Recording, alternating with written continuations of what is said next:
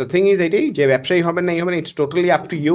But ব্যবসায়ী হইতে হলে আপনার ওই যে আপনার ইনস্ট্যান্ট গ্র্যাটিফিকেশনটা একটু কম, মানে আপনার সাথেই যে আপনি করতে পারবেন, বিল্ড করতে হবে, জিনিসটা দাঁড়া করাইতে হবে, হুম। তারপরে আপনি অনেক এখান থেকে ফ্রিডম পাবেন, রেসপেক্ট পাবেন, অনেক মানুষের কর্মসংস্থান করতে পারবেন, খুব ভালো।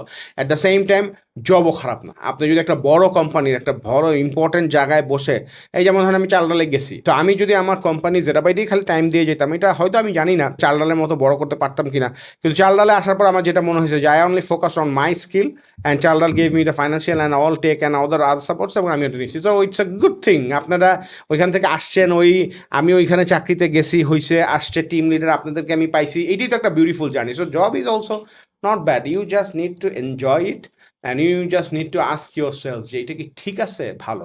আর একটা জিনিস হচ্ছে যে মানে নিজের মনের ইচ্ছা বা নিজের মনের যে স্বপ্নগুলো আছে এগুলোর একদম কিল করে ফেলায়েন না। হ্যাঁ। মানে মাঝে মাঝে একটু হইতে হবে, এবং আপনার ফ্যামিলি, আপনার লাইফ পার্টনার যারা থাকবে তাদেরকেও তো বুঝতে হবে যে you also want to have a life যেটা আপনার কাছে ভাল লাগবে।